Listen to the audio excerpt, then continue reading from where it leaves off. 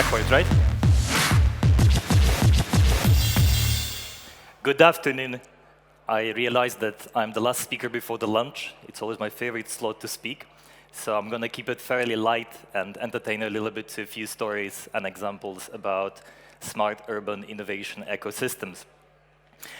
I was introduced as a global expert in this field, which is a bit of a vague title. So I'd like to quickly explain what I'm actually doing and why it makes sense. And I'm combining two roles. My first role and most of my time is spent with the special investment consultancy called ZAS Ventures. And what we do, we find all kind of disruptive innovation. And I specifically focus on what I call smart urban solutions. And these are solutions like this. This is, for example, SeaBubbles, a French company, a mobility startup, which was born in Paris with a lot of support from the mayor of Paris, Anne Hidalgo. And essentially, it's an electric hydrofoil boat with no direct emissions, which is used for the underutilized urban waterways for transport to reduce congestion on the streets and pollution. And one of the interesting case stories about this particular innovation is that it's also going to be trialed in Helsinki sometime next year. Another example is a Swedish company called Pharem Biotech. And what this company has developed is a novel enzyme-based mix to remove pharmaceutical pollutants out of wastewater, something that existing wastewater treatment facilities are not really good at doing. I like this example very much because for me it's a perfect example of a smart urban solution which is not ICT-based. There is no IT over there. It's essentially a high complexity chemistry. Or one more example, it's a company from Israel called UBQ, and they've developed a novel process based on bioreactors to convert organic trash, regular household trash, with mixed in of thermoplastics into climate-positive thermoplastic material, which can be used to manufacture all kinds of household items, furniture, pallets, you name it. These are specific solutions that we're looking for and that we get funded. But at the same time, I also work a lot with different cities and municipalities all over the world.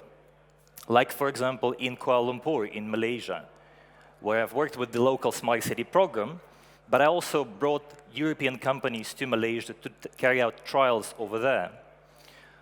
Or in Astana, which is now Nur Sultan in Kazakhstan, where I helped to create and review the smart city concept. And now more and more in my hometown, in Minsk, in Belarus, which is making first steps in creating the proper smart city concept and the plans to develop.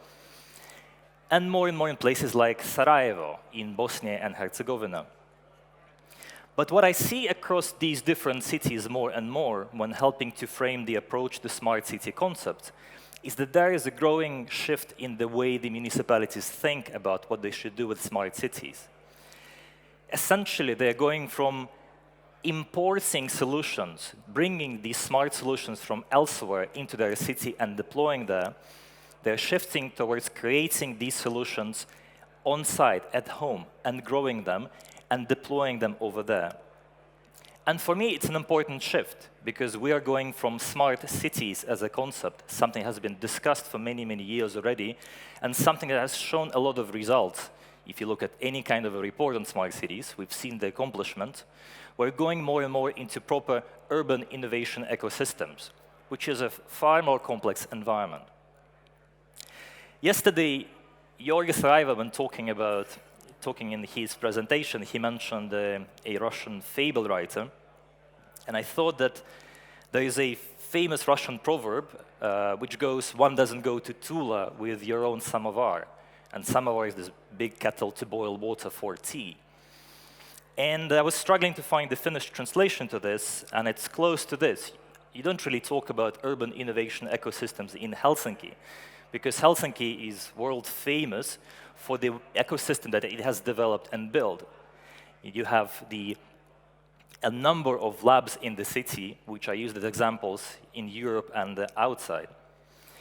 And of course, to the big extent, it's driven by the important element of that ecosystem, and that is the Forum Helsinki, with which I've been collaborating for already many, many years, including the recent project in Belarus.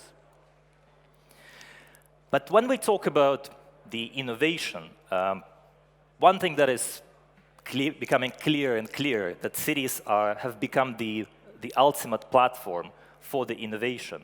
We've seen the shift happening over the years from the farm, then to the factory, and now, of course, the city. And that is driven, most of all, by the Industrial Revolution #4 and the change in the production method. And entrepreneurship has become a kind of a badge, something that many cities strive and actually want to have. They compete for the title of being entrepreneurial. It's no longer enough to be a smart city. A city has to be entrepreneurial to compete globally. And that creates the perfect environment for the innovation to grow. But also, we know that today cities are the important element in creating the solution to the biggest problem, for which we have 10 to 12 years left, given what the amount of emissions that the cities produce, the amount of pollution, and other typical day-to-day issues that we have in the cities. But we also see in that paradigm shift the very specific changes of the focus. The first one, of course, is the shift from the technology to the citizens. The whole smart city story was built around the technology, the technological solutions, and that is no longer the case. In all the cases, citizens now becoming the first point of attention. It's the movement from the urban tech to more and more towards civic tech. Another thing that we see is the shift of the focus from the technological optimization towards design thinking. In that sense, smart cities, the technological projects that were carried out, they were ultimately about optimization. And I still think that optimization of the scarce resources in the cities is the ultimate smart city project implementation.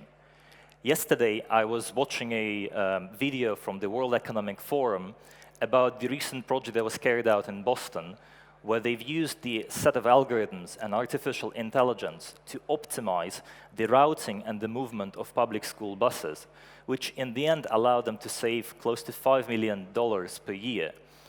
This is a perfect example of a smart city project, using technology, using the algorithm to optimize the resource which is there. We've seen a lot of such projects, and they still make a lot of sense. But we also see the shift towards co-creation with the people, with the citizens, of the solutions which are targeted at them, so not starting with the technology problem. And the last important focus shift is the shift from hardware to data. And data has been discussed massively at this event, but it's less and less about deploying sensors in large quantities, but more about how the city manages and controls and regulates the data that comes from all kinds of sources. And that, in my point of view, will of course define the way the smart cities and the urban innovation ecosystems operate in the coming years. But there is the inherent conflict over there, and we've seen this conflict happening, and that's the great collision of implementation of technology in the cities. And in fact, we have seen 3 types of technology implementations over the past decade or so. In the beginning, it was the story about large-scale enterprises like IBM or Cisco or similar going to the city with their enterprise solutions and selling them to the municipalities. In fact, that's where it all started, and that's when the famous dichotomy of the top-to-bottom approach versus bottom-up approach was created. That was the first wave. The second wave that we've seen is the wave of the highly growing, extremely fast, and large unicorns like Uber or Airbnb, which were based on the premise you move extremely fast, you break things, and that's how you get rolled out in the cities. And companies like IBM and Cisco were getting a lot of criticism for the way they've operated. But if we actually compare them to the way Uber and Airbnb and similar companies worked, those big companies really acted like good-behaving corporate citizens. They've sent the research teams, they've done the feasibility studies, they've tried to play as much as possible by the rules of the city. And that is the big challenge, because in the city, playing by the rules and following the processes, which are very frequently bureaucratic processes, is extremely important. And the third wave that we see more and more, when we realize that this approach is not really working anymore, is the emergence of this local urban technology, which is built in much better alignment with the cities. So what are the problems with the urban technology? There are three key problems today. The first one, and it's been there for a while, that there are actually no experts or very few experts in cities or in specific city domains in such companies. If you look at Airbnb or Uber, Airbnb didn't get its first taxation expert until they were rolled out in about 19 to 20,000 people. Uber didn't get its first transportation planner until they had already massive rollout across a large number of countries. The same is true for smaller companies as well. The other thing that these companies very often tend to forget, that they're not just providing some kind of innovative service to the city, they're actually building on top of the existing public infrastructure, which has been there and which has been paid from other sources. And last is, of course, the realization that moving fast and breaking things, that bulldozing the way into the city with the new technology without paying no regard to the way the city operates, no longer works, and more no longer will be permitted. Why that happens is because cities are actually catching up everywhere, because they're getting dedicated people in the municipalities that understand how to work with technology and how to build their relationships. And the speed, something that used to characterize the high technology companies, the speed of innovation, is also increasing in the cities. And we see that trend in the Northern Europe, in Western Europe, it's moving on and on. And cities are getting much better at innovating and managing innovation from other sources. And finally, cities have learned from the mistakes done with the regulation, and the new approaches to regulation are getting carried out much better. If we compare the way the electric scooters are now regulated for the companies like Lime, and compare that to the way Uber and other ride-hailing companies were regulated, we see a major improvement. The cities have figured out the way how to control, how to block, and how to contain this innovation before its impact on the transportation, on the citizens, becomes unmanageable. The same is true for data. We have the GDPR coming from the past year. We have the local data protection initiatives like My Data in Finland and others in many other countries of the world. And cities are trying to make use of that as much as possible. And also, what I like very much is that cities have realized that it makes perfect sense to join forces to have a better leverage, especially when dealing with bigger technology companies. There are different kinds of groupings in several countries, the 6 biggest cities in Finland, or the ASEAN smart cities in Southeast Asia, where the cities share the best practices together and use joint approach to working with the technology companies. So that leads us to the following. This time, it is actually quite different in the way the cities operate with the technology. The first thing that we see, that when we talk about the bigger companies, there are fewer people today interested to work with them because of the different ethics issues. And there are also people inside these companies who find the way the companies operate, for example, with the sidewalk labs, with Google, highly questionable. And they're open to other ways of working with the cities, with the technology. Second, we see the improvements in how cities start taxing technology and these kind of companies.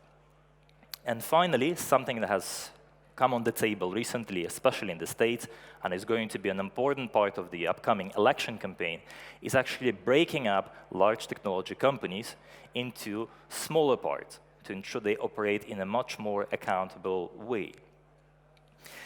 Where does it leave us?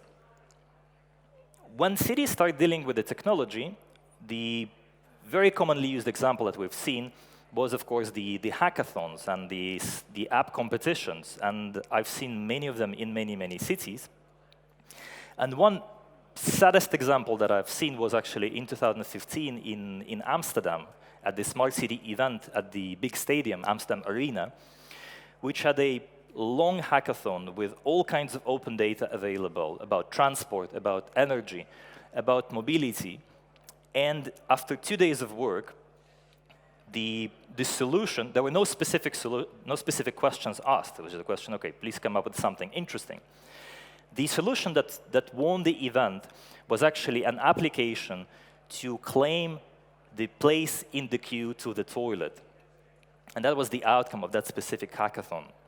And that is an extreme example, but I've seen a lot of such examples. And I believe there are more naive solutions to irrelevant problems, and more cities realize that's not the way it actually works. So the question becomes, what is actually needed by these companies? What do they want to work and to implement technology for the cities? And that's actually about 3 things. First, companies that want to implement technology in the city, they want some actual meaningful challenges to work with, something that actually makes sense, and that is something that many people are extremely interested in.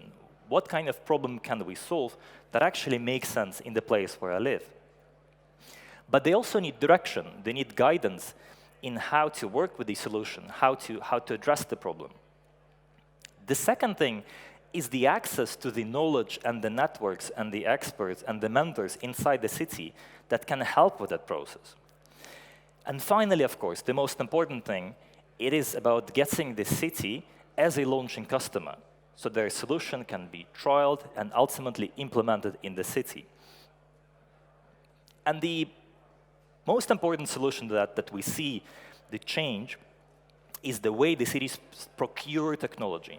And that procurement is the basis of creating this proper innovation ecosystem. And the way I look at it is that there are different ways and different approaches to build the proper innovation ecosystem. But it's like creating a cocktail. There are same ingredients, but every time you're going to get slightly different cocktail. And very often, you also need to take into account the local ingredients, the local context, and the local mix. So I have 4 recipes or 4 approaches which are best practices that can be used in many environments. The first one I like very much is so-called Startup in Residence. And that is the program that has been started in San Francisco in 2014. And by now it has been scaled to more than 30 years in the States and in Canada, but also in Amsterdam, also in Groningen, also in The Hague in the Netherlands. And now Amsterdam is helping Barcelona and Dublin to deploy a similar program. And the point of it is creating the environment in which the city agencies and the companies can collaborate together on certain challenge and develop an innovative solution by working together. But the important part of it, and that's the take, for example, of Helsinki on it, is the change of the procurement process. So if we look in the way it's explained in San Francisco, the process goes like this. The government department defines the challenges which are worth solving. And startups or early stage companies, they submit proposals to respond to that challenge. And the key thing here is that the city does not follow the traditional, extremely detailed request for proposal process in which every single element of the solution is specified. Instead, it's based on a challenge. Here is something we want to address. Please provide your solutions that we can develop together and possibly implement. Then the governments choose the partners to work with, and depending on the way it works, for example, in San Francisco, it works a little bit like an accelerator or an incubator for startups. For 8 to 16 weeks, these companies work together with the municipality to develop their solution, making use of all the wants which I've mentioned before. And finally, the best startup solutions, they receive a contract for implementation in the city. As far as I know, in Helsinki, the process that is used is quite similar. It's a 3-stage process from the early concept to the prototype to the implementation. But this is where a lot of flexibility can be introduced. The second good recipe is actually Agile piloting. And again, an excellent book on how to do the Agile piloting comes from the Smart Kalasatama area. But the point of Agile piloting, and if you have a software development background, it will not sound as a surprise to you, is actually to try to trial and test the new technological service in an actual urban environment in a very quick way, from less than a month to less than half a year, in close collaboration with the users, getting all kinds of feedbacks, learning from it, and improving the service as it goes. And in the agility comes from this change, this extreme speed, and the ability to make all kinds of fixes and test as the process is going. The third one is the dedicated startup hubs or maker labs or fab labs. This is the example from Barcelona, but I'm sure you know them from many, many cities. And this has been the main symbol of the startup and urban tech movement in the cities. I would not say that's the most important one. But the way it works, of course, is extremely simple, because that was the main reasoning behind the cities, why cities are so attractive to people and why cities compete for people, because in the well-functioning city, there is a lot of room for these collisions of people, of expertise, and people learning from each other. And the way the well-run startup hubs work, they recreate this environment at a very small scale, where people working from technology, people having business background, and other backgrounds can mingle together and work together on creating the project. That was the big problem about most of hackathons, that people ended up with technological teams with no experts from other areas, and their solutions were extremely lopsided. A more advanced version of the startup hubs is, of course, the innovation districts, and that deserves a completely separate conversation. We've seen them showing up in New York, in Boston, in many other cities. They're typically either anchored to an existing university or a big campus, or there's some kind of redeveloped urban environments, very frequently derelict ones, or based on old industry, or sometimes these are re-urbanized science parks, which got the new remake with the latest urban planning. And finally, my favorite recipe, and in a sense, it's the easiest one to implement, and that is the startup advocate, or a front door for technology startups in the city. And on this photo, you see David Harris, and if I'm not mistaken, he was the first startup advocate for the city of Seattle, and that's where the whole story has started. But he's acted as the liaison point between the government, he was the city official, and the startup and technology community. And that is something that I've personally found very interesting, that in a lot of my work, it was easier for me as a foreigner to get an access to the municipality to explain certain things than for the local technology entrepreneur to do the same. And I believe that's the easiest change to make when trying to create the urban innovation ecosystem. So these are my 4 main recipes. There are more, but these are the good start. And to summarize them, here are the 5 best practices that are helpful in creating in transforming the innovation ecosystem. Let me walk through them. The first one is, of course, about creating the level playing field for anybody involved. It shouldn't work in a way that the bigger company is, the more chances to succeed it is. The same is true for very small companies, very small entrepreneurs. They should have the absolutely equal opportunity in doing something with the city, in responding to challenges, in trying to implement their project. It should be absolutely the same. Second, there is room for a bit of affirmative action over there. These startups, they do need a lot of attention in support, in mentoring, in training. So the urban innovation ecosystem should be extremely startup-friendly. It should focus on these type of companies to begin with. Third, the worst thing that the city can do is actually over-help and over-invest and over-support a solution which is targeted for that city only. So the starting point should be, it should be possible for the urban technology stemming from that ecosystem to be implemented in a number of cities. And that is why the way the cities group together to deploy technology is extremely helpful. These networks help this technology to propagate through other cities. And again, that's also the way Helsinki collaborates with other cities. Fourth, it's about the feedback loops and the extremely high speed of this feedback through agile piloting, through other kind of communication.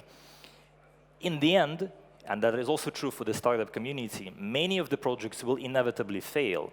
But the people who work there, they are very likely to try another project or another project. And the expertise they gain, the learning from the failed project is extremely important for them to develop something that has a better fit next time.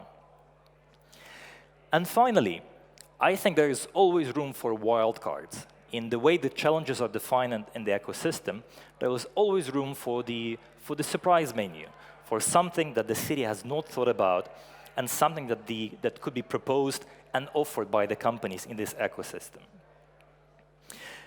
To conclude, I also have 2 action points for you to consider. That's something that we're working on, and I don't yet see the solution, but if you would like to join forces, let's talk.